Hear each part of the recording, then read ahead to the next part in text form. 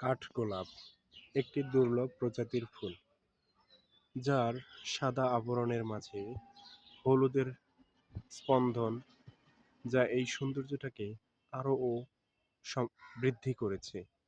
প্রকৃতি এভাবেই আমাদের নানা প্রকারের, নানাভাবে, নানা রং বেরঙের ফুল, সৌন্দর্য ফল দিয়ে আমাদের সৌন্দর্য এবং সমৃদ্ধিকে বৃদ্ধি করেছে। কিন্তু আমরা হিংসা বিদ্বেষমূলক মন মানসিকতার কারণে সেই সৌন্দর্য আমরা বিলীন করতে চলেছি। বিশ্বব্যাপী যুদ্ধময়ী পরিবেশ সেটাকে আরো ভয়ঙ্কর রূপ ধারণ করেছে। স্রষ্টা আমাদের এই কত সুন্দর পৃথিবীটাকে উপভোগ করার জন্য দিয়েছে, কত তার রূপ সাজসজ্জা করেছে।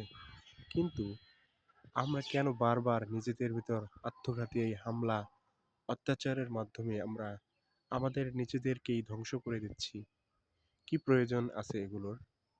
আমরা কি পারি না একটু মিলেমিশে সৌহার্দ্যের সাথে থাকতে? কি কি সমস্যা আমাদের? কিসের অভাব তিনি আমাদের দিয়েছেন? তিনি তো পৃথিবীতে কোনো কিছুরই অভাব রাখে নাই।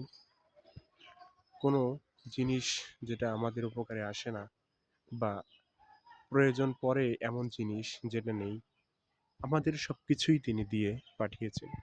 কিন্তু তারপরে আমরা এরকম কেন?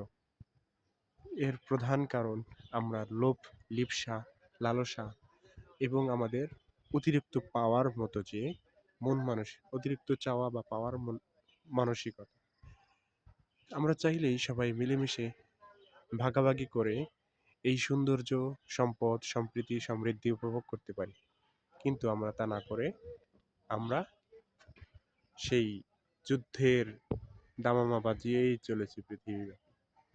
এই দেখুন তো এই ফুলটির সৌন্দর্য। এটি কি কোনো যুদ্ধকে ডাকে, বা কোনো যুদ্ধংদেহী পরিবেশকে আনতে কোনো প্রণোদনা দেয় কিনা, বা কোনো উপলব্ধিকে আগ্রহ দেয় কিনা? আমরা এই সৌন্দর্যটাকেই উপভোগ করব, প্রকৃতিকে উপভোগ করব। পাখির কলরব, সবুজ গাছপালা, নদীর বয়ে চলা স্নিগ্ধ বাতাস, সমুদ্রের বয়ে চলা নদীর স্তব্ধতা, কি নেই এখানে? সবকিছুই আছে। কিন্তু তারপরে আমরা পৃথিবীটাকে বসবাসের অযোগ্য করে তুলেছি। তার একটাই কারণ, আমরা লোভী। ধন্যবাদ।